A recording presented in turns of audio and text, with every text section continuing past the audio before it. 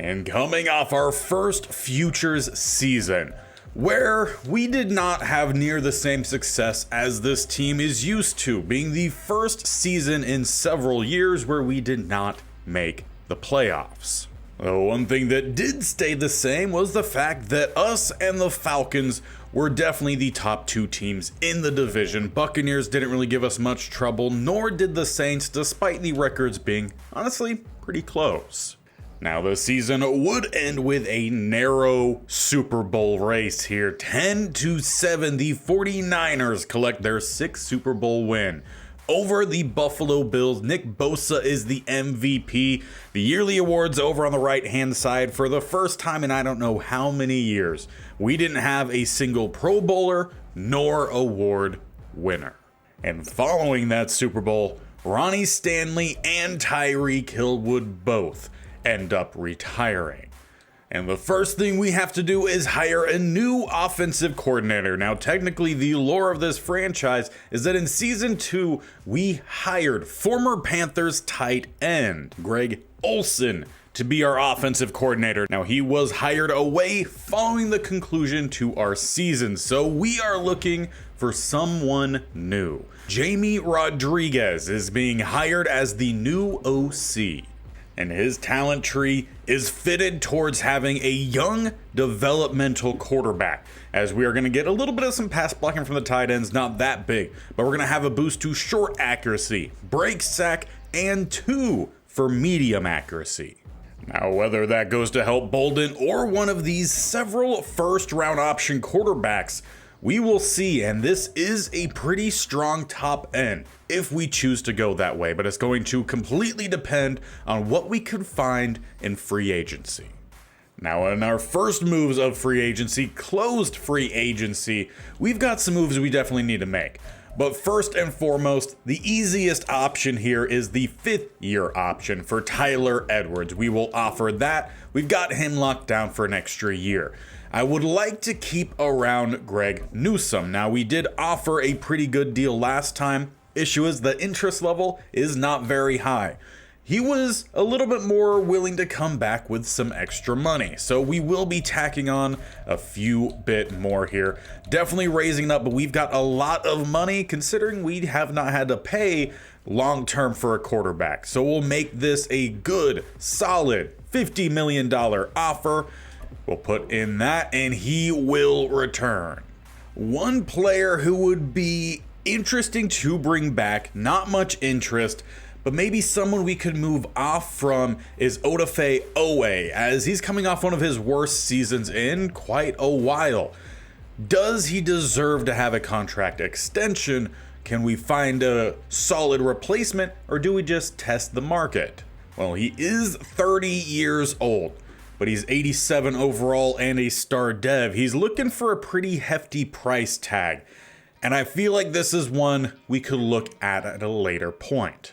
So both he and Britton Hartwell we will be moving on from for now. Now, historically, throughout our time in this series, we have not offered a second contract to any tight end, but we have not developed someone to replace Callaway. 3 years, it's only 5.5 per season. We could fit that in the budget, but he will test. We might be going back to Callaway. Now, James Castaneda, he's another player I would like to keep around. Similarly to Newsome, not a whole lot of interest, but as we raise the money, he gets a little bit more interested. Money talks for sure. We will raise this a little bit more, make it a 4-year deal here, 76 in total. Put in that offer and he too will return. Now, a longtime player of this series, though he's been a backup with limited time, Jermaine Oliver. I would like to keep him around if he would take this deal. We could even make it 3 years because he would see more playing time this year. We also have some younger options, Zach Sullivan, Chris Randolph we drafted last time. So we'll put in an offer if he takes it, great. If not, which he doesn't, we'll be moving on. As for other guys, we'll be moving on from Andrew Coleman, punter. Daniel Jones we're moving on from. Maybe we bring him back as a mentor. We'll see. Ferguson and Richardson. Joseph Osai, longtime backup edge rusher. Jose Howard looking for some actual playing time. Xavier Rivers, a backup. Junior Werner, backup. Jamal Dean will move on from now as well. Though we did offer one contract to the backup safety in Hunter, and he will stick around 2 years, $7 million. Now, areas of need for us heading into open free agency, well, we could use a receiver. Faust and Murray, we're good there, but if we really do need to find one extra, that true number one as we've been searching for most of this series. And obviously with the retiring of Ronnie Stanley, we might need to look at what the market holds for us. Additionally, we need some help for the edge rush. And lastly, we could find ourselves with another corner. Newsome and Cash sticking around, but we need that additional, same as last year. It could be an outside corner or slot, as Cash has that flexibility. And as we head into the open market, well, there does happen to be a really good quarterback here, Jalen Hurts, available, who has 11 teams interested. Do we get into that market, or do we look at our other options potentially in the draft, or stick with Bolden?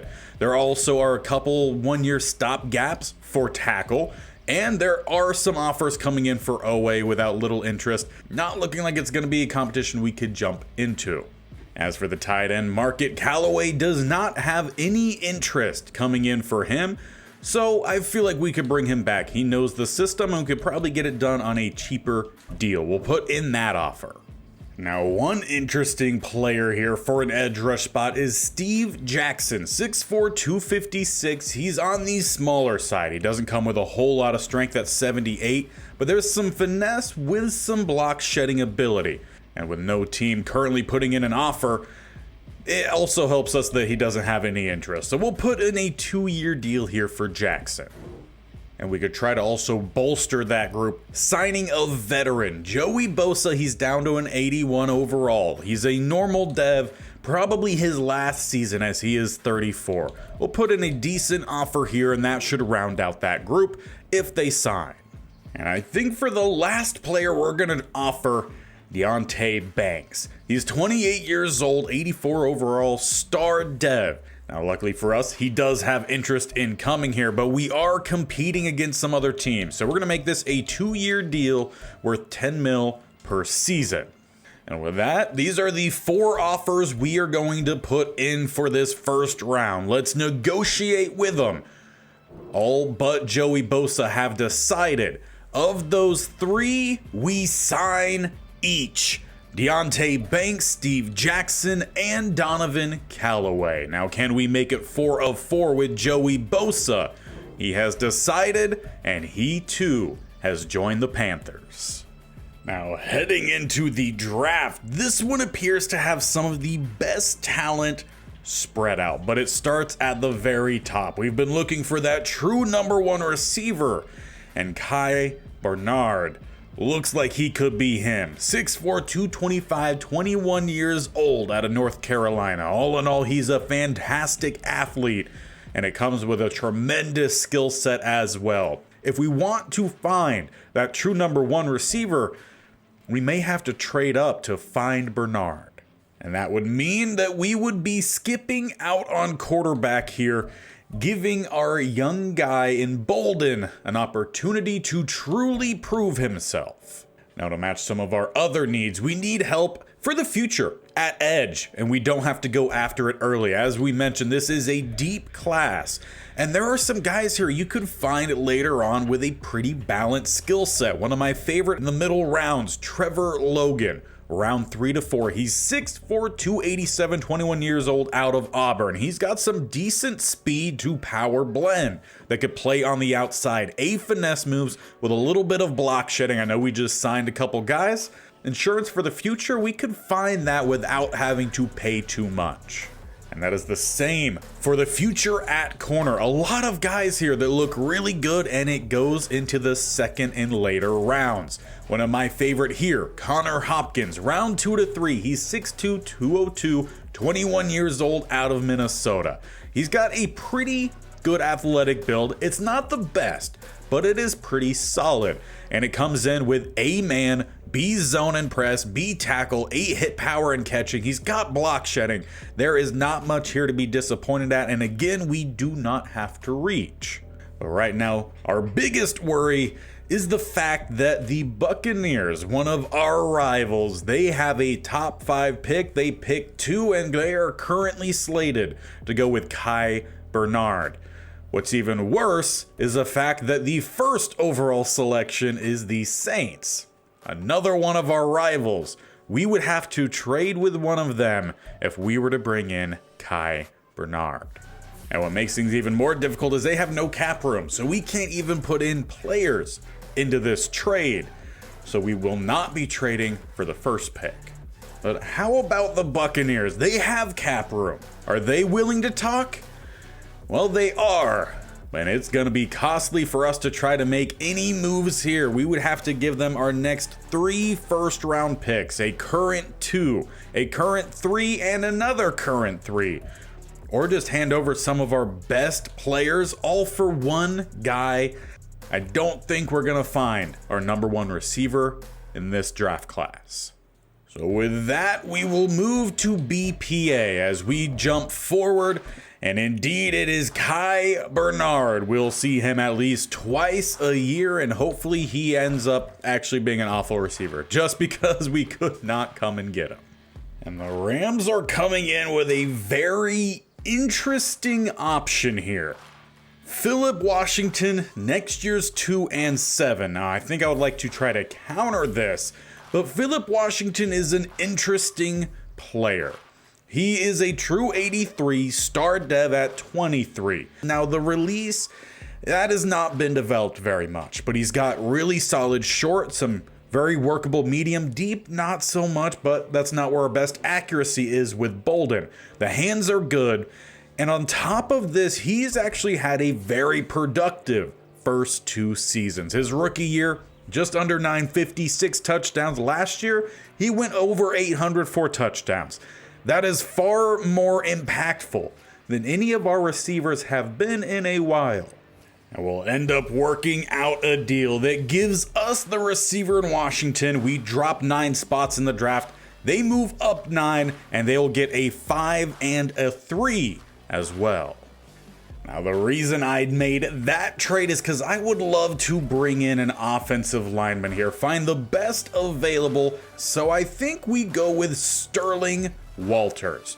Gonna just add some extra guys for this offensive line and give us the best possible set we can. Overall, he had a great combine and pro day, and the skills, they are there. So our first pick officially in the draft is at center. It's a hidden dev with 85 strength and 78 acceleration. Now getting to the second round, no craziness happened here, no drama. I know the guy I want, and that is Connor Hopkins, that 6'2" corner we talked about earlier. This is first rounder, no doubt. Connor Hopkins, though, surprisingly, is just a normal dev, and with that, we might need to get him on the field quicker to get him developing. Now, in the third round, we have a couple selections here, 10th and 28th. But I think the player we're going to go after is the guy that we took a look at again earlier in Trevor Logan. These guys seem like talent far beyond where they have fallen in this draft class, so we will scoop both of them up. Back to the hidden dev, 78 speed, 87 strength. That might be our edge of the future. Now with our later third round pick, we'll go after Paul Moody. He's a tall receiver, not the fastest. He's more of that physical style guy. It's a developmental player for sure, but we'll go after Moody, who has normal dev, 89 speed, a little bit of some acceleration mixed in. And in the fourth round, we're going to go with a fun weight to speed combination here at DT in Carlos Cooper. 6'5", 301, 22 years old, but he runs a mid 4.7, and he is a finesse rusher. Carlos Cooper, normal dev, 78 speed, 84 strength. And for the third time, we'll go back to DT here in Clifton Barclay. Later in the fifth round, he is a developmental interior pass rusher. Normal dev, 71 speed, 83 strength. And with just a few more picks to go, Juan Hollyman. He's got a really good athletic build with a little bit of some strength mixed in for the spot. We'll take a shot on him as he is a normal dev 91 speed, pretty good acceleration, change of direction, and all that athleticism. And in the 6th round, we'll take a chance on the Columbia talent in Brian Bates. Definitely looks like it's going to be a work in progress, but it's a 6th round pick, nearly a 7th, for a normal dev linebacker with 83 speed and 91 acceleration. And why not? Let's lock down a punter of the future. 7th round, Sammy Johnson out of LSU. Sammy Johnson is in with 90 kick power. And overall, this draft class, while large, also looks to be really solid, including Sammy Johnson, who was that 71 there at the end. But we'll start from the top. Sterling Walters, hidden dev 75, and he could see some playing time pretty early on. Power game is ready to go. Awareness is pretty good. Need to work on the finesse. And honestly, very similar with Connor Hopkins. True 74 normal dev and not as well developed as we were expecting with the press and zone ratings, but they are pretty good to start off with. And I think we could get him some playing time in the slot and get him developing early. Additionally, Trevor Logan could see some playing time as well. 69 moving to right end is that hidden dev. And then moving down the lines, Moody, another good guy to develop. Carlos Cooper ends up coming in at a 70 overall, and he's one again who eventually could see some playing time. He's got some decent ability there for interior pass rush. We got some depth guys down the line. Brian Bates, a guy we took a shot on. He ends up being a 65. Now, he does need to work on that block shedding. It's getting a lot of help from the coaches, but that's just up to a 62. And then, of course, if we must punt, Sammy Johnson very well looks like he could do that job as well as we need him to. And headed through the preseason, the team would have a much better go of it this time around, winning 2 of 3, though 2 of these games were very close. 10-7 we win against the Texans, 21-13 we dropped against the Ravens.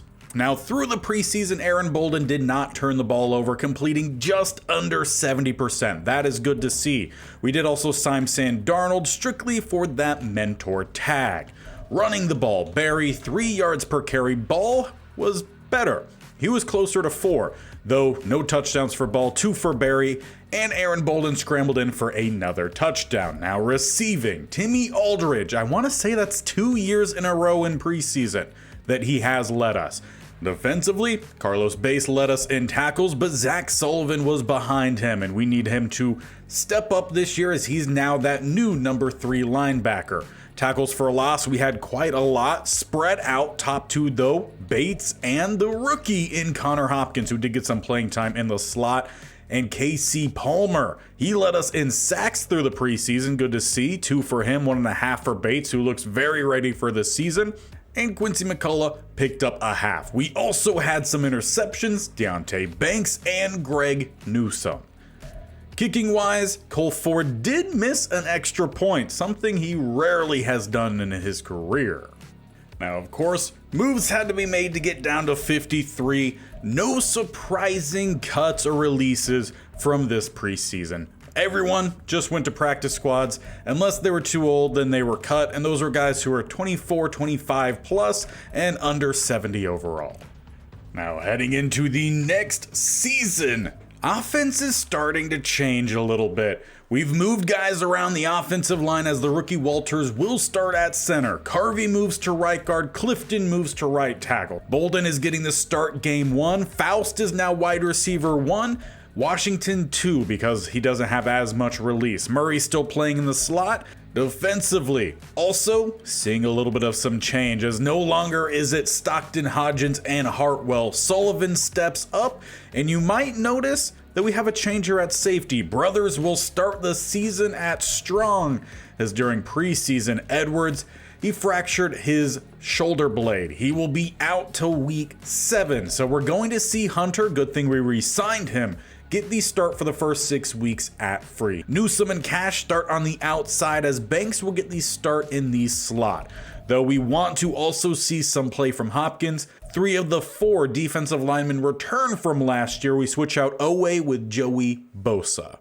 And it would not be a great start to this season, but we would avoid the opening quarter sweep by getting at least one divisional win over the Saints, 28-14. Honestly, I don't know if the Saints have beaten us really in this series, maybe one's last episode. Now, at least the offense has started out in a decent way, league average 15th overall, but the defense has been more so struggling, 28th. So let's just take a quick look, see what's happening. Well, right now the Falcons lead the league in offensive yards. Meanwhile, we have the 3rd worst passing game. We haven't even gotten past 1,000 yards through 4 games. Rushing wise though, we lead the league. So a little bit of some give and take that has led us to 23.5 points per game, which isn't awful. It's in the top 10. Defensively, we have given up the 3rd most amount of passing yards.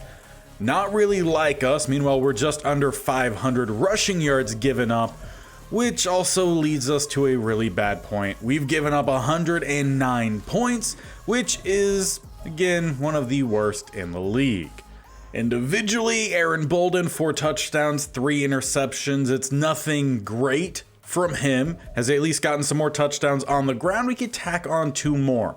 Chuba Hubbard, he already is having a much better scoring year at 5. Barry has fumbled this year. He's also gotten 2 touchdowns.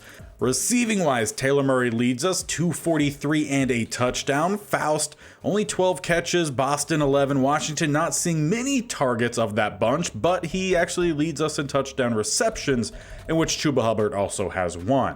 But defensively, what can we do to fix our problems? We're getting some tackles for loss. Joey Bosa has already put together a really good start to the year. McCullough is showing up. Bates still making some things happen.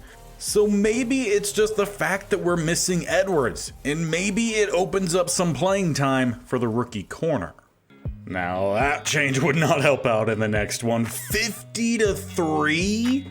They put up 23 in the 4th quarter alone. Meanwhile, we only managed a field goal. Bolden throws 4 interceptions, only 34% completion. Meanwhile, Jimmy Mitchell, 80% completion. Breece Hall ran it in 3 times. Foster ran it in once. An absolute show out here, as our best player seemed to be Taylor Murray with just 3 catches. But we would at least avoid the sweep against the Buccaneers in the game to follow. This time, offense scoring some points, 24-21. Was it a bounce back game? Ish from Bolden. 86% completion. So far better there. It just didn't come with much of any touchdowns. Nor did many happen on the ground.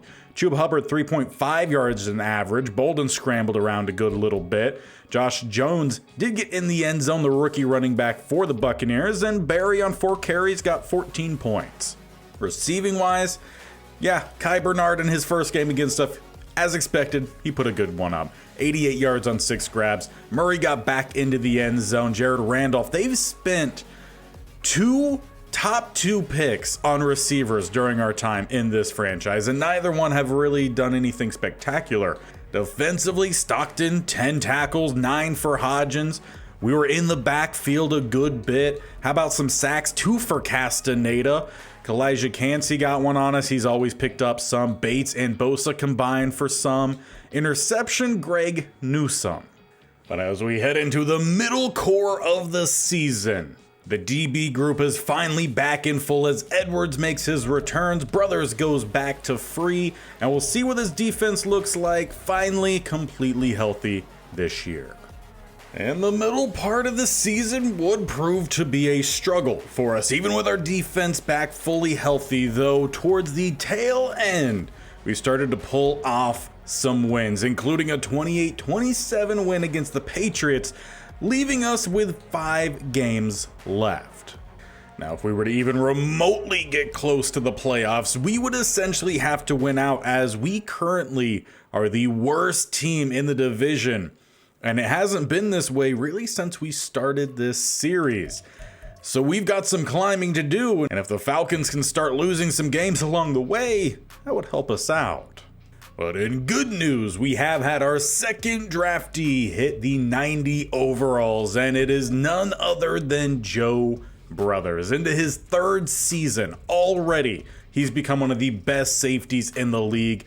Fantastic zone, a little bit of some man mixed in there. He makes plays across the field, and this team is really going to need him to do that for years to come.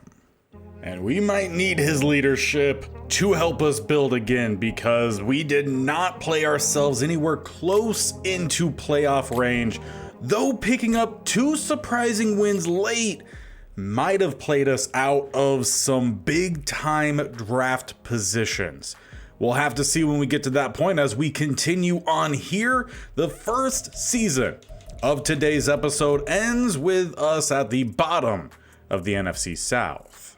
Though offense improved, they broke into the top 20. Defensively, again, stayed around where we had been. Expected more from the defense. Aaron Bolden, passing wise, ends dead even. 17 touchdowns, 17 interceptions, but he had 71% completion. Just did not add up for him in this year, and definitely has some questions going into the future.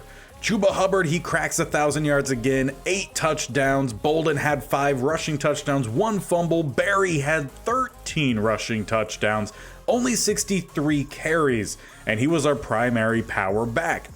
Ball, he was our primary backup for third down. He will maybe see some more playing time into the future, as Chuba Hubbard's career might be the first to end for us in this series. Murray, he got close to 800, Boston as well. Neither one really racking up touchdowns. Washington does finish with an alright season, Faust as well, but expect more. But with the weird quarterback play, I can understand why we're not seeing great receiving play as well. Offensive line-wise, no one gives up double-digit sacks, which is great. And it's a lot of tackles coming in. Hodgins, 136. Stockton, 123. Tackles for a loss. Bosa goes over 20. 21. McCullough, 18. Bates at 16. And Castaneda at 13. That's a really good defensive front, though I expect Bosa will be retiring. Bates led us in sacks, 9.5. Castaneda, 6.5. Not much from the edge rushers. Interception-wise, not a great year for us. Brothers technically will continue another year as our leading interceptor, though tied with Edwards. And kicking overall, still a pretty solid year here for Cole Ford. Once again going for near 60 kicks across the board. He only misses 2. Additionally, we also have some Pro Bowls to award. Carlos Bates, his first, very well earned. And finally, we get a linebacker here on the list. It is Hodgins, coming in as an off-ball linebacker, making this list. That is very impressive. On top of that, Joe Brothers back again in the Pro Bowl. Now, there was a surprise one, not currently on our team, but Bryce Young seemingly has bounced back. He is quarterback 2 for the NFC. And the season would end with another Super Bowl coming to our division, though to our biggest rival in the Falcons. They finally put together a complete season behind Michael Kitchens, and they get the dub, the first in Falcons history, 38-35. Yearly awards on the right-hand side for the second straight year. No winners for ourselves. Now, in the following off season, we would have some hard decisions to make. Carlos Bates, he had a 5th-year option. We are declining because that would eat up near $28 million. And we only have 48, so we need to save some money. Plan is to sign him to a longer-term deal in the following year. Now, Glenn Faust. He's been a fun player to watch, but he hasn't really taken over as a number 1 receiver, not really even a number 2. He's played as a number 3. I think a plan could be, due to the lack of interest he has, is sending this one into the open market, which we will. Another tough decision to make is that of KC Palmer. When we drafted him, I was hoping he would come in and provide a lot of interior pass rush. Unfortunately, when we drafted Bates, it's not really unfortunately, but we've had other guys step up, and Palmer just never had his opportunity, so we will send him on. His time here is done. Now another player that's a tough decision to make is Taylor Murray. He's played well, finally given that opportunity. We would extend and offer to him a 2-year deal worth $5.5 million per season. That'd be enough to keep him around.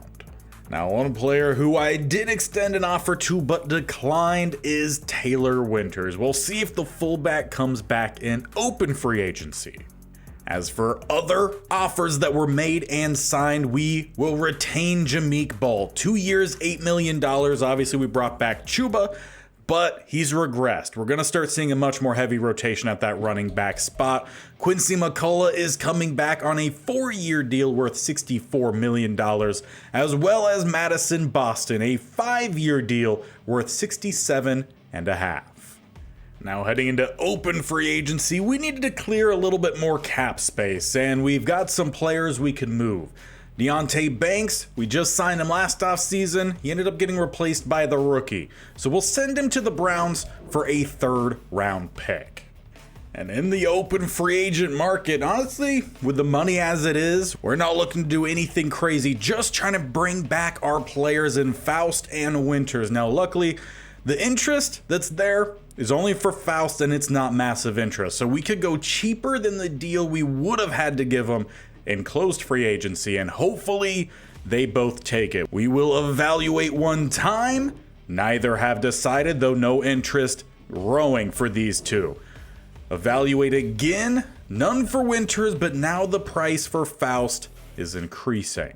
So with that, we will heighten our offer. It's a 6-year deal. We're trying to lock him down for the future. Evaluate for a 3rd time, and he has decided not to return to the Panthers. Glenn Faust is a 2nd player in the futures part of this series to head to the Titans.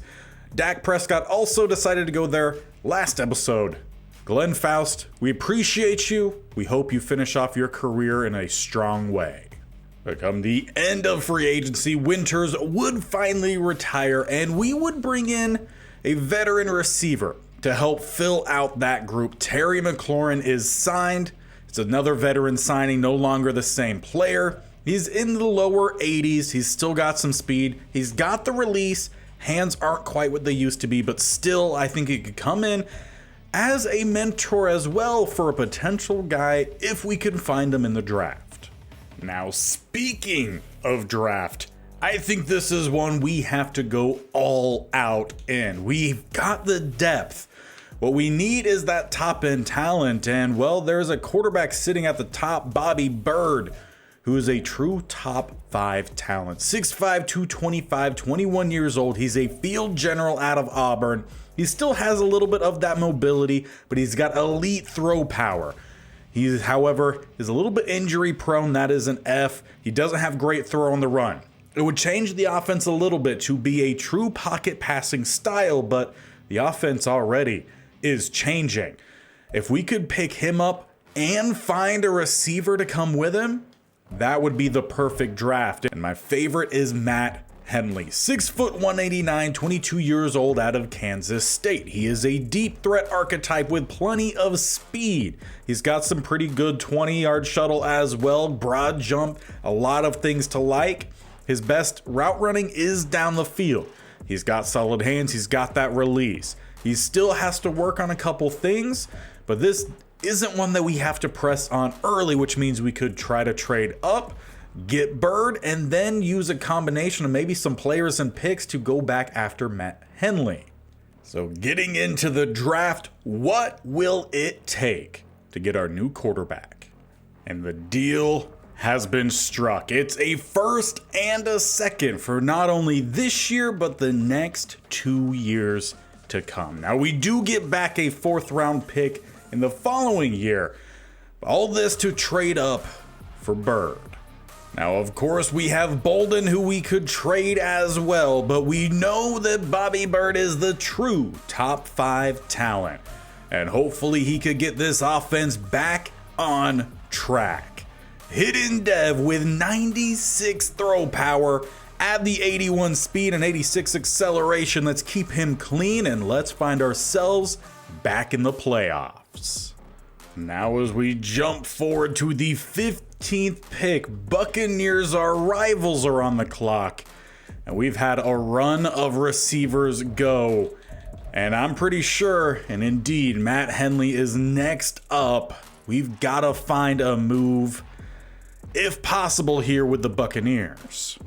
And we've worked our second deal. We send them Bolden. So now we'll be facing off against him. We get the 1, we get a future 7.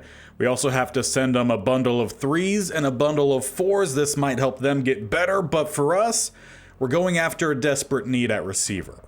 And hopefully this one will pay off. Replacing Faust, we bring in Matt Henley, a hidden dev with 93 speed. He's got acceleration, change of direction, everything else you would want. And we would end up hitting big with our first 2 selections. The rest of the class, not bad at all. We'll go over them briefly, but Bobby Bird coming in with the coaching boost, an 83 overall hidden dev. Amazing short and medium accuracy. He's got the power behind it. He could scramble if he needs to. This might be the quarterback to take us through the future and to the end of this series. Fingers crossed at least. And he's got a new target to throw to as well in Matt Bentley, a 76. Coming in with that speed, hands in a pretty solid spot. And, all around, he seems to be a pretty polished receiver. Room to grow for sure. Injuries not even that bad at an 89. All in all, very happy with this selection. Now, as for the ones you didn't see, we did go after depth for the defensive line. Anthony Yarborough, a 73 normal dev. He's got a lot of power, some block shed, 75 speed with 86 strength. He could play both inside, outside. Some flexibility for us, always nice. Asked him, maybe we took a slight reach here on James Jones, the safety, but he's got some zone coverage. And, Hunter, he's getting on the older side, so always good to have depth. Might be practice squad season 1. We went after another receiver in DeMarco Andrews, 69 overall at 23 years old. He's got the hands, he's got the release, he has to work on the route running. And then we hit pretty well here. In the 6th round, we found a hidden dev running back, potential guy of the future here, 69 overall. He's got room to grow, but he reminds me a lot of both Barry and Ball when they were drafted. And then to round it all up, we got some depth for the offensive line. Josh Williams, maybe he makes it, maybe not, but most likely he's headed to the practice squad. And to open up our season, we'd be facing against the reigning Super Bowl champions with a rookie quarterback in Bobby Bird. Now, this will be a big test for him. And honestly, we need a great performance. But really, it's his rookie year. We need to see those flashes to show us that he is that quarterback of the future. So just throw 2 touchdowns, and if he could get us the win, all the better. But that would not be the case. Falcons 31-10. They threw pretty well, they ran pretty well. And it's very clear right now the division runs through them, as Bird did not open up his season in a great way. 2 interceptions, completing only 50% of his throws. Bijan Robinson, great game from him. They also had a touchdown from Jefferson and Eric Porter, their fullback. Receiving wise, Pitts, as always, 2 touchdowns. They put together a really solid group, and we're now chasing. And while it would take a little longer than we were hoping, in week 4, we would pick up our first win against the Bears, 27-14.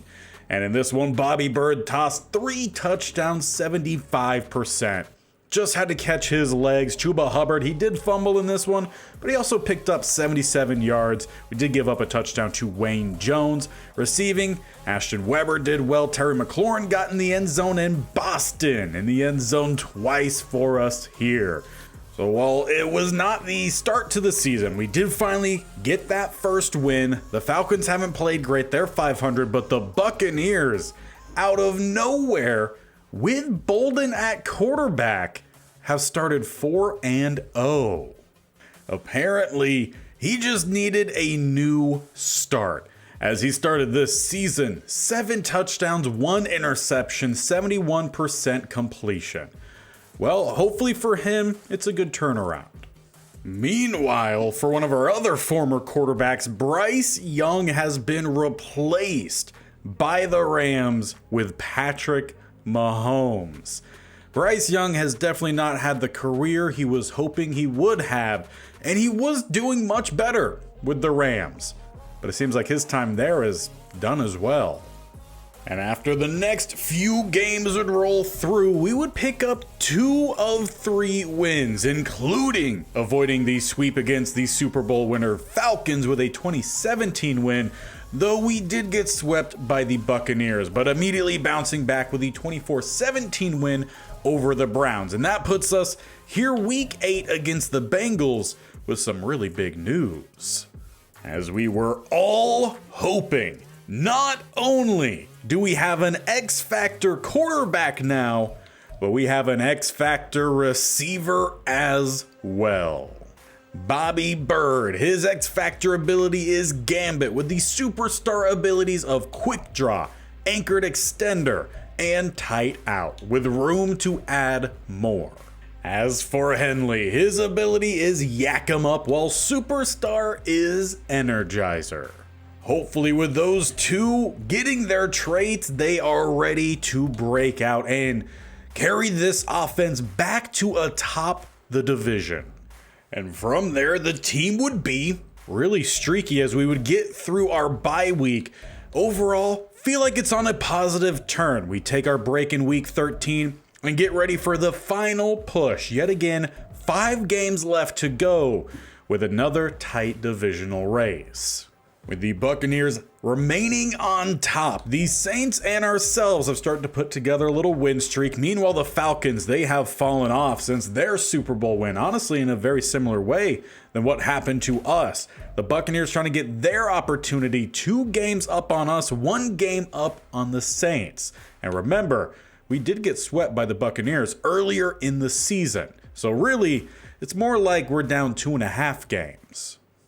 And a string of wins would have this even closer. 2 weeks left. Buccaneers are still 2 games up, so it's not looking like the division is gonna be in reach for us, but playoffs through the wild card very much are. Well, obviously, we got 2 guys who have already claimed it. NFC East and NFC South, Eagles, Buccaneers. Right now, the Packers are the favorite for the NFC North. As for the NFC West, that would be the Cardinals. We then have a string of 9 and 6 teams, including ourselves, to sneak in via the wild card. And it's one of those 9 and 6 teams that we face here in week 17, a key game to stake our part in the postseason. And it would be a close loss. And it came through us trying to make a comeback here in the 4th quarter, but it just was not enough. In Zerma, 2 touchdowns, Bird had 1. Both quarterbacks put together a pretty solid performance. We had some good running, so did they. Ball got in the end zone, and for them, so did Ben Mason. Receiving wise, Keenan, he scored a touchdown, so did Smiley. Meanwhile, none of our receivers were really able to get going. McLaurin got in the end zone, but only on 3 grabs. Well, right now the Giants have pretty much locked in that 5th seed spot. The Cardinals, they're still the favorite to make it to the West. As for the Vikings, they're looking like they might get that 6th seed. So for us, it's coming down to the Rams, ourselves, and the Seahawks, who we play in week 18. And yet again, they would come up just shy. 21-18 for the 2nd week in a row. The Seahawks come in and topple our playoff hopes. We are headed to the next off season in which we need to just reload a couple spots and also potentially maybe see the end of a career. Chuba Hubbard is getting close to that point. The season ends 20th ranked offense, and for the defense, 17th ranked. So sitting around middle of the pack, a little bit below. It was a solid first year for Bobby Bird, though nothing groundbreaking. Chuba Hubbard goes over 1,000 for at least one more time, though fumbling starting to become an issue. less touchdowns. Ball on more carries. He did have 5 touchdowns, 1 fumble. And it looked like Barry, he kind of got pushed down to that third back. But he still got 4 touchdowns. Bird ran in a touchdown, and a couple more guys had some touchdowns. Henley had 2, and Winters had 1 as well. Receiving, Washington, surprisingly, close to 1,000, just over 900. 8 touchdowns led that group. Boston, very close to 900, 6 touchdowns. McLaurin, solid. Now, need Henley to take a step. Honestly, this kind of gives me a little bit of Smith and Jigba vibes from his rookie year. Maybe that's a good sign. Callaway also had 4 touchdowns along the way. Blocking, it's another year for our offensive line that no one gave up double digits. Great across the board. Defensively, Hodgins increases his tackle numbers. That's got to be back-to-back Pro Bowl seasons. 128 for Stockton. As for tackles for a loss, we still have 4 in double digits. McLaughlin, who did miss a few weeks with injury, 17. Castaneda, 16. Bates, 13. And Steve Jackson, who got the start this year, he got 11. Now, he didn't pick up very many sacks, so we'll see if he continues at that spot in the future. McCullough breaks double-digit sacks. Bates, 6. Castaneda, 4.5. 2 for Stockton. Jackson had that 1.5. Then Muldrow and Newsome round out the group. We did get some interceptions going in the second half, and yet again, technically brothers in first via a tie. That would be every single season. 4 years in a row, he's led that group. Newsome, Hodgins, Hopkins, and Cash each have 2. Chisholm had 1. And it was nearly a 100% year again for Cole Ford. 17 of 18 on the field goals. He missed just 1 kick the whole year. As for accolades, Madison Boston, I think since his rookie year, back into the Pro Bowl. On top of that, we also, I believe, have the first in the career of Richards at left guard. Now, fun thing to see in this as we move through is several of our former players made it to the Pro Bowl. Owe being one of them. Going down, Castaneda, currently on the team, he makes it as DT3, and Hartwell makes it as left outside linebacker 1. Good to see some of these young guys getting back into it. Now, unfortunately, we did not get another for our free safety in brothers. Didn't have as impactful of a year with those turnovers, but in general, was still a really good year. And yet another season would come and go, and it was the Seahawks who knocked us out of the playoffs prior to the wild card. Week 18, they took us down, and they go all the way to win the Super Bowl, the second for the Seahawks, 27-21. And we have our first retiree, one of the key players from this series, Chuba Hubbard. Calls it done. Hangs up the cleats after 10 seasons. Terry McLaurin as well as Jared Goff also retire.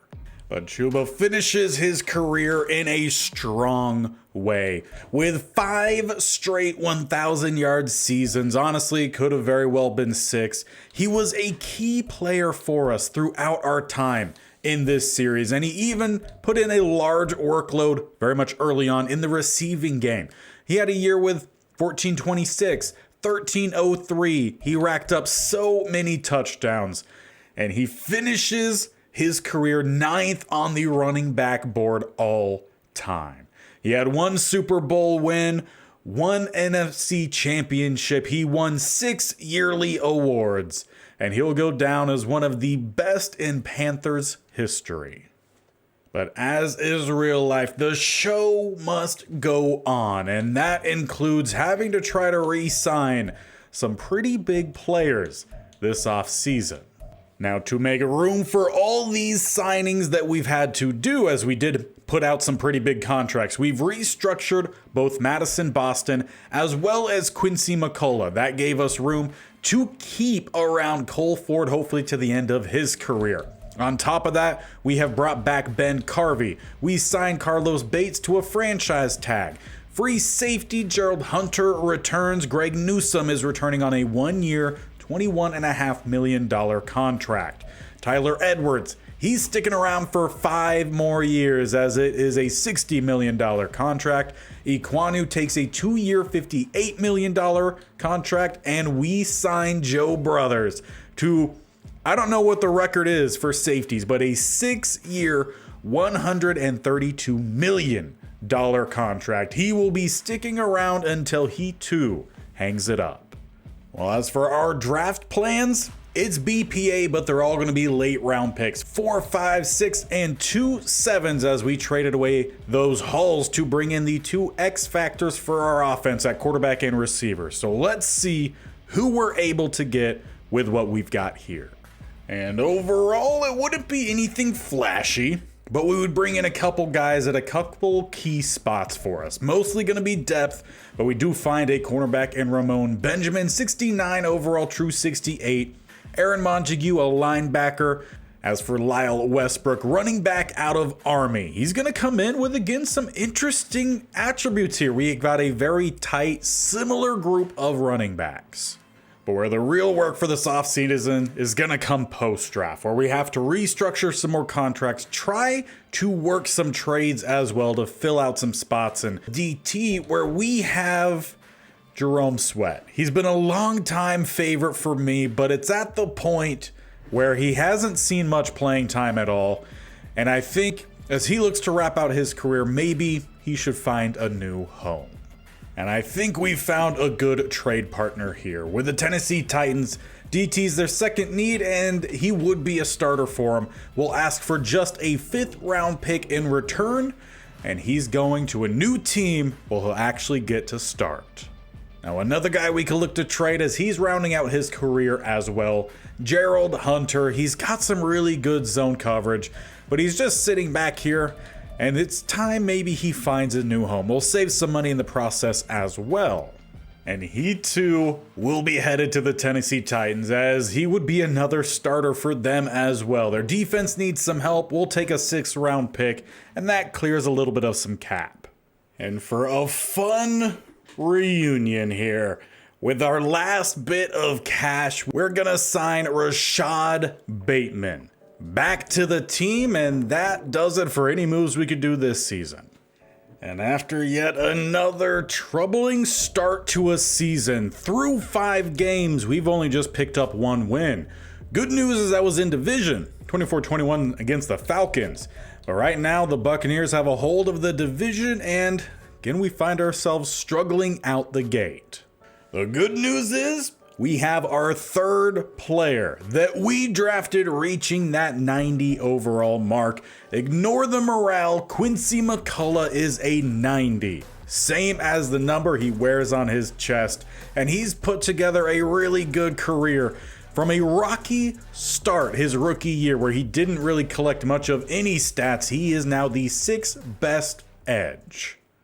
And unfortunately, that spark we needed to regain control of our season would never come. We would win a couple late games, week 14 and 15, but it's yet another year where we finish bottom of the division. And it was here where it became pretty clear. The team, as we knew it, would start to fracture. Bits and pieces would fall off as a full rebuild would be necessary. Despite all the high overalls this team has across the board, they've just not been able to get the job done in a couple of years. Now we are close to a 99 overall Joe Brothers. Surprisingly, he took off far more than Stockton did during our time in this episode. Hodgins hasn't seen much progression. Bates did outgrow Castaneda throughout this one. And unfortunately for McCullough, after he got to his 90 overall, he fractured his leg and has been out for a majority of the season. But at least one positive to take from this last season is Earl Stockton has earned another spot in the Pro Bowl. On top of that, the duo heads there, as so does Hodgins. And that came off of 153 tackles for Stockton, 134 for Hodgins. Both players got a couple sacks, couple tackles for a loss, some interceptions tossed in there as well. But for what is the first time in a long time, Brothers did not have the most amount of interceptions on the team. Just 1 for him. Meanwhile, Newsome, in what is probably his final year with us, he got 4. And because it's probably a one and done for Brian Berry as the starting running back, he goes 870 yards, 10 touchdowns, 3 yards per rush. In Bateman's return, he gets 1 touchdown on the year, just under 700 yards. Madison Boston, over 700 yards, 3 touchdowns as he is closing in on that 90 overall. And as we were checking the best quarterbacks, would you happen to notice the top 2? Aaron Bolden, headed to the Super Bowl with the Buccaneers, is number 1 and Bryce Young, number 2. But unfortunately for Bolden, he is still on the search of that Super Bowl win. The Bills take it home, 24-17, as Deonte Banks, who played with us for 1 year, is the Super Bowl MVP. The rest of the yearly awards on the right-hand side, we had none in the running. Now, when it came to re-signing, we would enter with $48 million to work with. Now, the good news is Carlos Bates, as you could tell here, is up to an X factor. Fantastic. That's another guy, but that also means that is more money we will have to spend. 5-year deal, 23.5 per season. He will sign. Now, Newsome, he's looking for around 14 mil for 1 season. We're going to have to see what the open market has in store. And finally, Spencer Richards. I would like to give him a 3-year deal. It would take a good bit of money to do so, but we might be able to make this work, especially with making some moves as well. It's a hefty hit, but it's one we're going to have to do. We'll make the offer, but he'll make the decision for us. He thinks free agency is better for him in the long run, which is funny because we brought him in to help out our run game. If we look at a tag, it's worth 20 mil. We'll have to head to the open market. And in open free agency, we would have to rely a lot on some veteran talent to give us time to make some moves. And this is also while saving about 20 million in cap. We signed Joey Porter Jr. to essentially replace at a cheaper contract that of Newsome. Becton, he's going to be replacing Richards. It's similar style player. He's going to move to guard. Not as good overall, but still I think would be solid. And we bring in Jalen Waddle to play a little bit of receiver. Whether he plays on the outside or inside, that's going to depend on what other moves we can make. And as we are still suffering from the trade to bring in both the receiver and quarterback, we don't have any picks until the 4th round. 1 4, 2 5s, 2 6s, and a 7. We're not going to find starting impact talent with that. So any trades we do are to gain capital in the draft, as well as hopefully some starting talent. And the first piece would fall. Carvey is headed to Miami as we bring in another receiver and a late 7th round pick. And the draft wouldn't end up yielding anything spectacular. No one breaks the 70 overall, but for the picks we had available, definitely did a pretty good job of filling out a lot of depth. And we did get another running back with a similar skill set to what we've seen from so many of these guys. We just need one of them to break out. Now post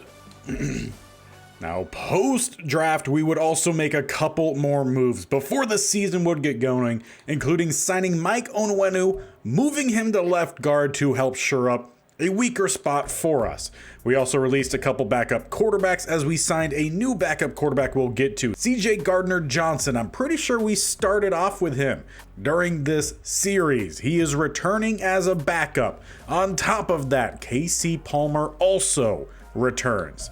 We then signed back Justin Harper, and Desmond Ridder is the new backup quarterback.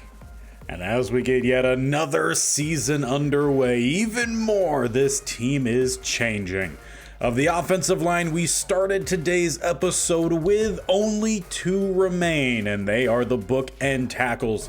Walters, we did draft in that first draft, but all new guards this season.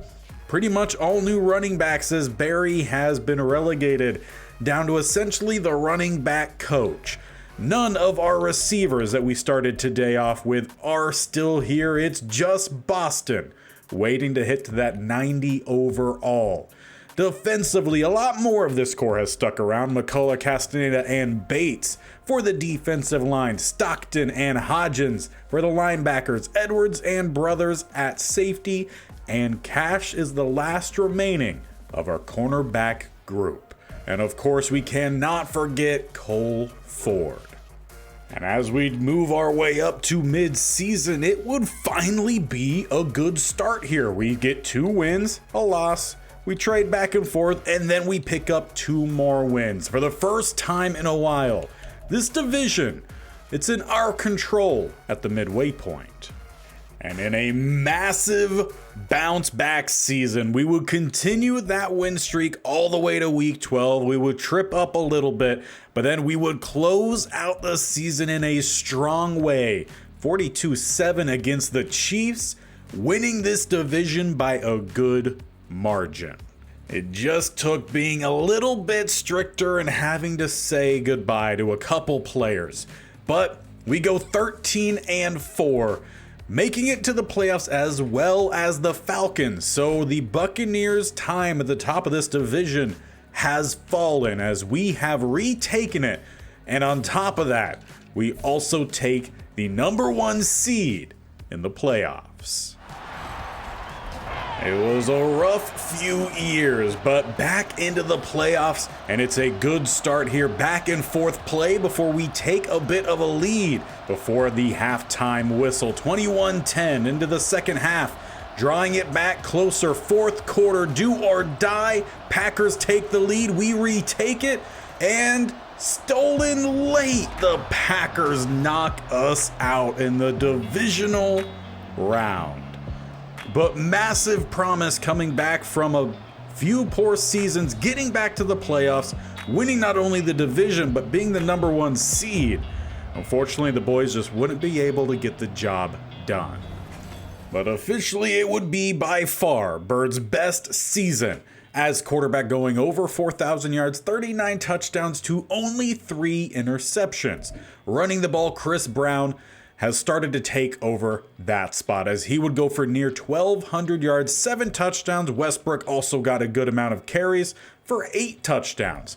Receiving, 2,000-yard receivers for what's got to be the first time in the series, Henley and Darden. Darden had 12 touchdowns this year. The offensive line, outside of Aquanu, had a really good season. And defensively, Stockton and Hodgins keeping it rolling. Tackles for a loss, well, we got 4 guys back in double digits. McCullough hit 20, Bates 18, Logan 15, and Castaneda with 12. Sacks came as well, though no one extremely dominant. Interception-wise, Stockton, Hopkins, Porter, and Cash. It's been a good little while since we've seen brothers have the same impact he once had. And honestly, you could say the same for Cole Ford. He missed 4 kicks, the most he's missed ever in his career. And for the Pro Bowl, it was a good year. Bird makes it quarterback 1. Now on top of that, we also had several other guys make it as well. Madison Boston gets another and becomes yet another draftee of ours to hit that coveted 90 overall. Going through, we also had a couple offensive linemen, Aquanu and Onwenu, really solidifying the left side of that line. We'll see if that combo stays for the future. Getting to the defensive line, Carlos Bates is back again, as well as Earl Stockton. And with his dominant season, we would finally win an MVP with Bobby Bird. And of course, if you win MVP, you're taking home best quarterback as well. On top of that, Steve Smith Sr. is your coach of the year. But ultimately, the season would go to the Bears as they would win their 2nd Super Bowl championship. The rest of the yearly awards over on that right-hand side. But after that performance, the comeback season, both our DC and OC would exit. And again, according to the lore of this series, that means Luke Kuechly has moved on. So in his place, we would hire Jason Brooke. And for the OC spot, no one would be the perfect fit for us, but Tex Jacobs, he's at least a power style offensive coordinator, and that will do for us. And after the season, we'd be able to negotiate a lot of good deals, keeping some guys around, including Jaquan Cash, trying to keep him until his retirement. Same for Max Clifton, James Castaneda, Aquanu, and Earl Stockton. We also picked up the 5th-year options for both our receiver and our quarterback. However, there are 2 players that we weren't able to keep around. One was Barry, as he is not done, but most likely his career is. On top of that, Hodgins did not want to come back for what we initially offered, so we're going after him for sure in open free agency. And open free agency would do exactly what we need it to. Bring back Greg Hodgins. On top of that, we fill out some needs at the guard spot, corner, and at receiver. So really, for the draft, it's BPA. Now at this point, it is entirely the CPU who is drafting, and they would pick up 2 guards in the first 2 rounds, some guys for the future. We would pick up some linebacker help. Actually looks like they hit on an edge rusher at one point, late in the 5th round. That's a pretty good pick. Not necessarily anyone that's going to be helping day 1, but solid draft. And before the season would begin, we signed a couple players to fill out some spots. Had to highlight the re-signing of Jermaine Oliver. He will be our 3rd linebacker this season. Will Clark comes back to back up Edwards, and for the heck of it, we have Justin Fields as our backup quarterback. And in almost the exact opposite season to what we had last year, the team would not put together a good year and would now be bottom of the NFC South. So a dramatic change, despite not a whole lot of change from the roster. We would finish 6-11, Saints 9-8, same as the Falcons, who do make the playoffs, and the Buccaneers, they bounce back. So essentially it's either the Buccaneers or ourselves. And it would seem that the reason for some of our turmoil this year is Bobby Bird did get injured along the way. He only played in 12 games, though while he was out there, he was doing pretty well. The rushing game took a dramatic turn. Brown also missed 3 games. This might have just been a year of injury. Even Henley missed 2 games. Yeah, a lot of guys missed. Boston missed a game. Did have 8 touchdowns. He's been solid throughout his career. As for the offensive line, a much better year from Aquanu. And it was Oliver who actually racked up a lot of the tackles this year. That is a big change, as we actually have to go a good bit down the list here to find Hodgins. Now it appears he only missed 1 game, but Jermaine Oliver, he came in and he went to work as he finally got his first year as the starting linebacker. Tackles for a loss, we had 3. McCullough, his best season by far, 15 sacks for him, let alone the tackles for a loss, which Bates had a really good year. Yarborough, much better. It was a down year for Castaneda, but he picked up a lot of sacks. Altogether, defensive line played well, and Brothers, back where he deserves, top of the interception board. And for Cole Ford, not too bad of a season either, though he did miss 5 kicks. And while it obviously wasn't the year we were looking for, did pick up some more Pro Bowlers. Aquanu has made it back. Only guy for our offense, Quincy McCullough, what might be his first time making it to the Pro Bowl. Carlos Bates is back, and I believe that rounded out the group of, or at least current players. Beginning to the quarterbacks, Bryce Young has made it again for the Rams. And with that, Bates joins the group of players who we drafted to hit that 90+ overall.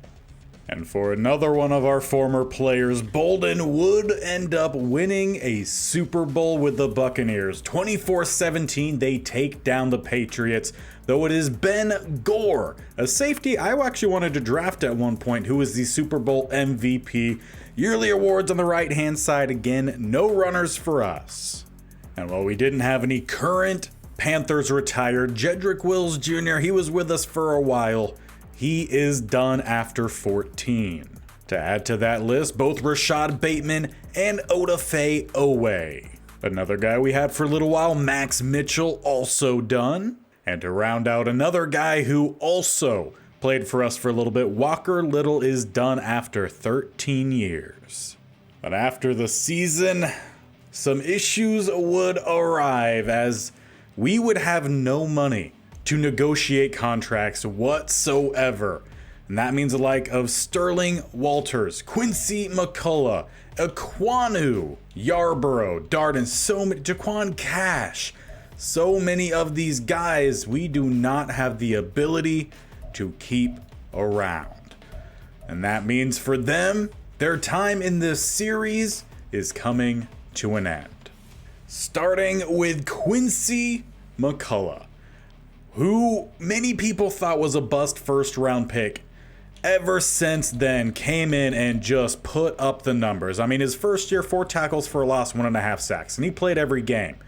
After that, there was no slowing him down. He had 1 year that was injury ridden, where he did not get to double-digit tackles for a loss and did not break 5 sacks.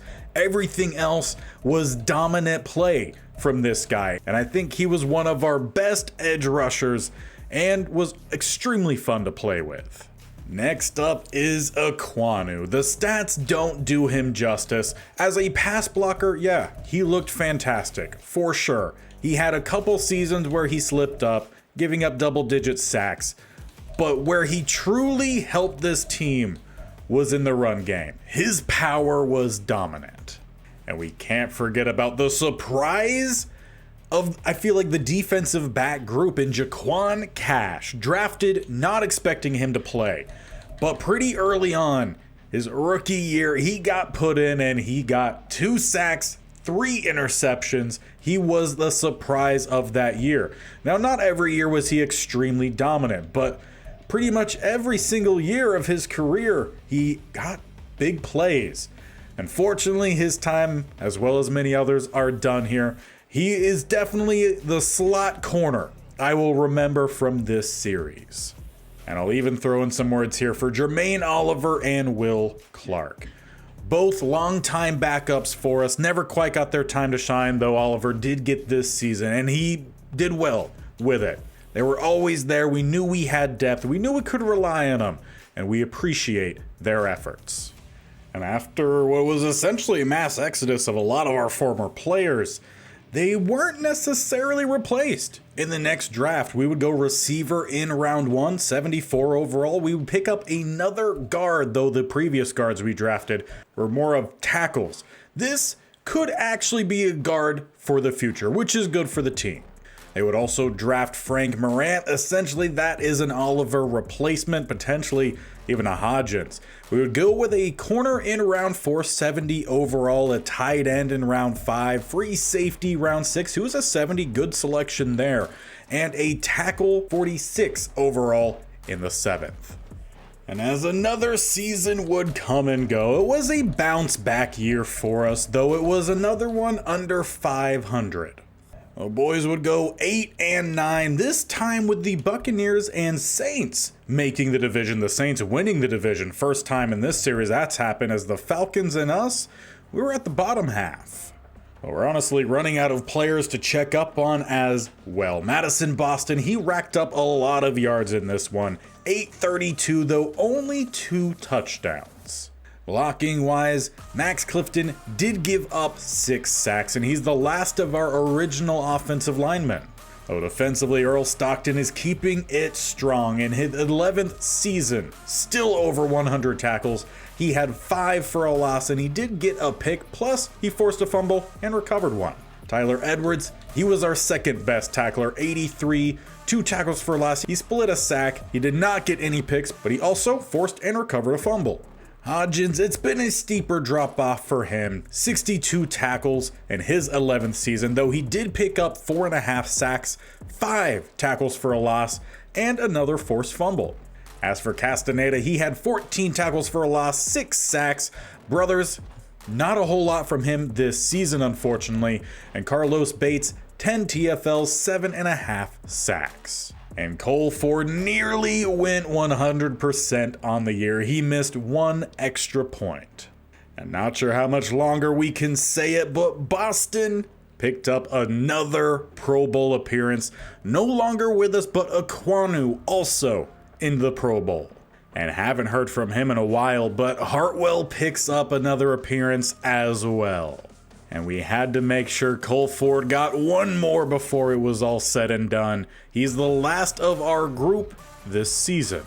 And the year ends with the Ravens taking home the Super Bowl championship, beating our rival in the Saints, who have yet to win one throughout our time here.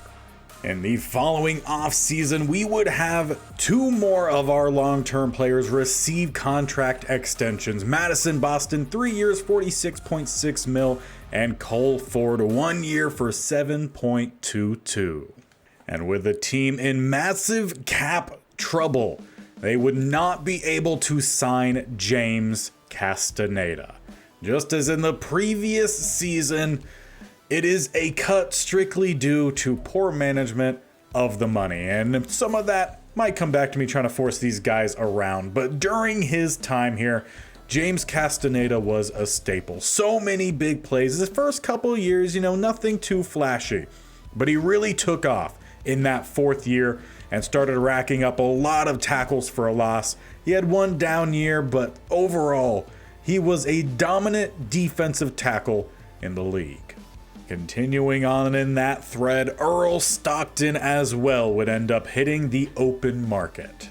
At 33 years old, looking for another team to head to. But early on here, with our Carolina Panthers, he became a focal point of the defense. Rookie year, he took charge. We then, in his second year, we had a little bit of a breakout from Hodgins, took away a little bit from Stockton. But so many years, over 100 tackles, consistently in the backfield, interceptions mixed in there, fumbles. He was one of the defensive captains for us and an early key piece in the rebuild to the defense. And honestly, the same could be said for his partner in crime, Greg Hodgins. A fellow 33-year-old trying to find one last go at a Super Bowl. He came in the same draft as Stockton, though didn't really get to see as much playing time into that second, third year. But once he got that time, he quickly proved how good he would be. And he stayed that way pretty consistently throughout his time, even in this last year where it was his least amount of tackles in a very long time. He still brought home 4.5 sacks. And with so many key defensive players starting to leave the team, they would have to try to reload in the draft. They would go after an edge rusher in the first round, going back to guard in the second. That's been a constant rotation of late. Corner in the third round, outside linebacker fourth, edge again in the fifth. They would draft a quarterback backup of the future and bring in a center as well.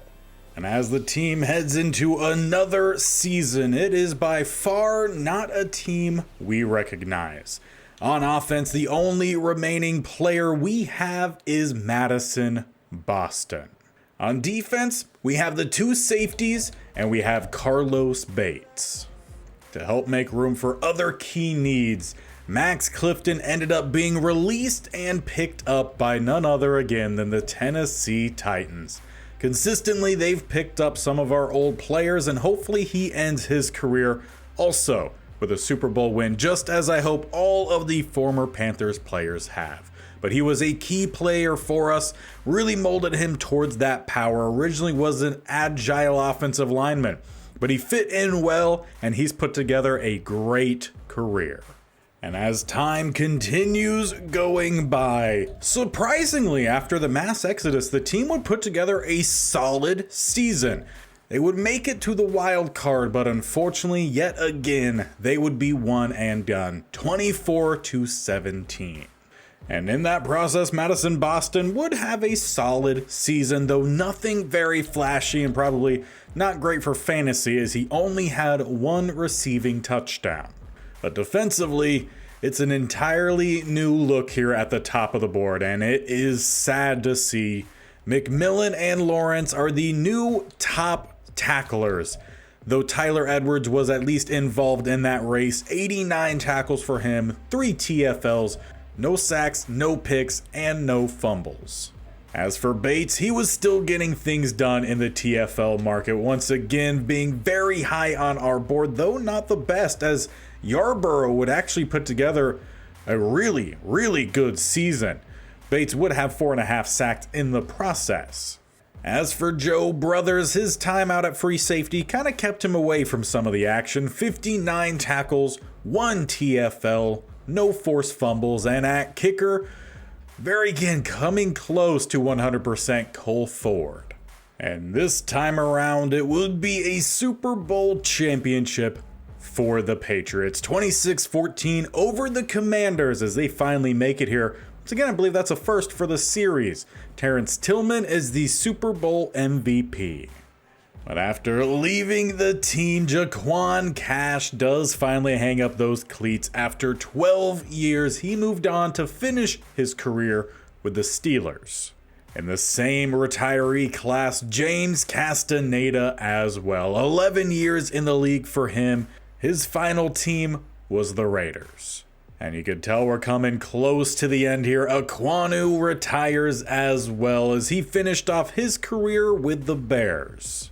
And in a sad way, Hodgins, he retires after a year going unsigned. I wish the team picked him up, but we will, in lore of this series, offer him the one-day contract to retire a member of the Panthers, just as all of these guys. And joining the list of players leaving, Tyler Edwards. Once again, coming down to the lack of cap space, he has also seen some regression, but at 32 years old, one of the last remaining players from the franchise, and he came in his rookie year and put together a really good performance. You know, we ended up relying on him to play several positions, sometimes in one year, playing slot corner, outside corner, playing both safety spots. He ended up not having as big of an impact as we were hoping, but still he was a solid player, a captain of this team for many years. And after trying to keep him around, Cole Ford would also end up joining that group of players to leave the team. A long-time great became the newest GOAT of the league, and he was fantastic for many years. He had a couple down ones in this future part here, but while we were rocking with him, I mean, so many years, he was near perfection. And with time running up for some of our remaining players, looks like the pressure is on for Boston as they drafted 2 tight ends, both of which are 75 overall. With that, we'd be down to just 3 remaining players. Madison, Boston, the only left on offense. While on defense, it would be Bates and Brothers. And in the ever-flowing change of this series, it would be another bad one, as the team would only manage 4 wins, going back bottom of the division. Though Madison Boston is keeping his play pretty consistent, 635 yards and 2 touchdowns. Meanwhile, defensively, bounce back year here from Joe Brothers, 73 tackles, 1 for a loss and 2 interceptions. Meanwhile, Carlos Bates, he's keeping pretty strong. 7.5 sacks for him, leads the team. He also had 12 tackles for a loss, which comes in second. But it would appear the Patriots making another dynasty here as they pick up another Super Bowl win, this time over our rival in the Buccaneers. And once again, Terrence Tillman, the Super Bowl MVP, 31-7, ends the season Patriots dub. And in the 2036 retiree class, Max Clifton is done. And unfortunately for us, he ends it on the Falcons. Not sure how we feel about that, but we still appreciate Max Clifton. Additionally, Timmy Aldridge, former backup receiver for us, he is done after 10. And Earl Stockton retires as well. 13 seasons, one more longer than Hodgins, who also ends not on a team. And in the same step as Aldridge, Nolan Nowak, former backup center of ours, is done after 12. And after a fantastic career, now Joe Brothers was one of our highest overalls at one point. And he came in his rookie year and showed out. 72 tackles, 7 for a loss, picked up a sack, had 5 interceptions, and he never looked back. For 5 straight years, he was one of our best interception artists. There were some years where he ended up not picking some off towards the latter end of his career. Hopefully, he'll get a shot at a Super Bowl ring with another team. And in the following draft, it would be a new safety headed in Cortez Marshall. Though just a 69, I doubt he's going to be anywhere close to the level of brothers. But overall, it's still a pretty solid draft for our Panthers. And now there are only 2. Madison Boston, the lone offensive player still around. He's back down to a star dev at 33 years old. He's still an 85 overall, still doing very well for himself. Still a top 15 tight end. And as for the defense, it is Carlos Bates. I feel like the last major drafted defensive lineman, or just defensive player in general we had. He's 32 years old. He's an 85, also star dev. The ratings are holding on, but these guys probably have 1-2 years max. And in another massive swing, we would go and win not only the division, but make it all the way to the conference championship before getting knocked out against the Packers. 21-16, we came very close to another Super Bowl appearance. Madison Boston, a slight resurgence here in his elder age, 859 and 4 touchdowns. Meanwhile, defensively, one of the best years for Carlos Bates as well, 23 TFLs, 8.5 sacks. But it would end up being the Packers losing in the Super Bowl, 31-28, the Chiefs take another, this time with Steve Silverman, not only their quarterback, but their MVP. But in fun news, if you look over to the right side for the yearly awards, your Defensive Player of the Year with the Ravens is Quincy McCullough. Good on him. And as for our ever-growing list of retirees, Bryce Young is done. After 15 years, he retires with his final team being the Texans. And longtime guard for us in Spencer Richards also done. After 14 years, he retires his final team, the Cowboys. But our time here will come to an end. Madison Boston not re-signed as again a cap casualty. And the same can be said for Carlos Bates. Both players had to look for their final team before they retire, but for us, that concludes the Carolina Panthers traditional franchise. Taking one last look at the legacy board, we could see Steve Smith Sr., who retires following this season, is at number 8 of all head coaches. He won a Super Bowl, he won an NFC Conference Championship, he won a couple yearly awards, but unfortunately that second Super Bowl eluded us. We had a chance here late, but the team just couldn't quite pull through. As for the quarterback, we started this series with Bryce Young. He's well down the list of quarterbacks. Once a hopeful, did not quite end up having the career he was looking for. He too finishes with that Super Bowl and NFC Championship, though he did pick up 5 yearly awards.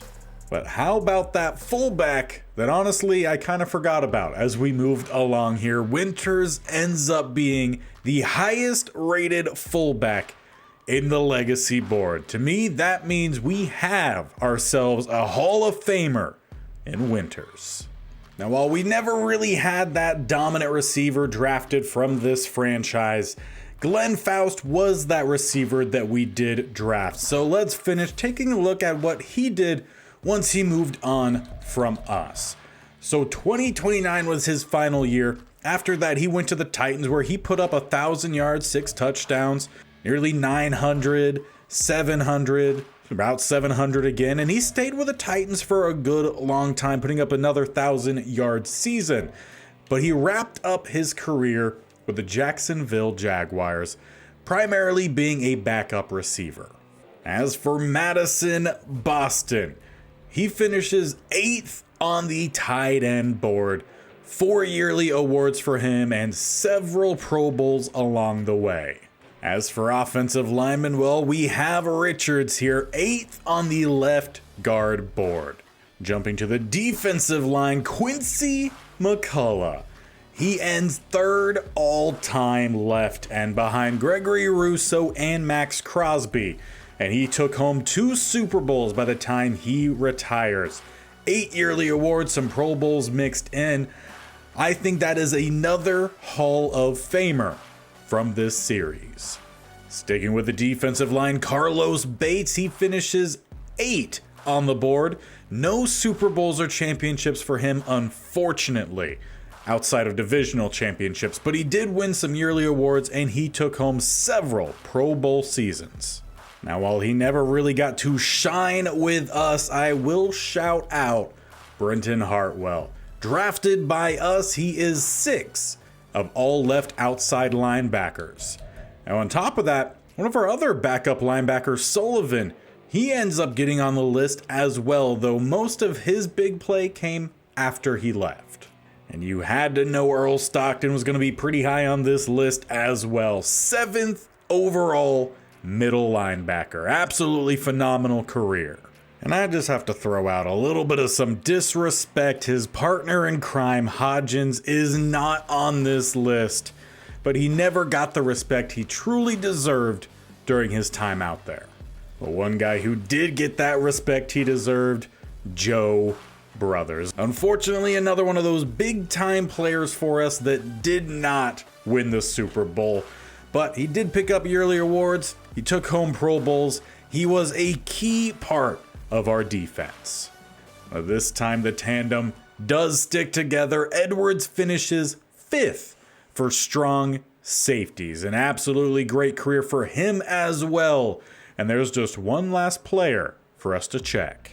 Coming up well shy of Justin Tucker, with the 2 Super Bowls, the 2 championships, and the 8 awards, we have Cole Ford. So maybe not officially the all-time GOAT, but for us, we knew we could rely on him every single time, and he delivered pretty much every single time. But that brings us to an end here with Steve Smith Sr. and our Carolina Panthers. We've went a long way, both in the traditional sense and in this future sense. Every single one of our key players have moved on, whether they retired or are finishing out their career with another team. They were phenomenal. A lot of big name guys. So make sure you leave them some love down below. Stick around for the next series. Hit that bear icon on the bottom right, scroll down, hit the sub button, and tick that bell icon. We'll have a new series starting on Wednesday. The State Only Challenge continues as normal Tuesday and Thursday. And for the final time for the Carolina Panthers, it's been a pleasure. It was fun. And we'll see some of you in the Hall of Fame later.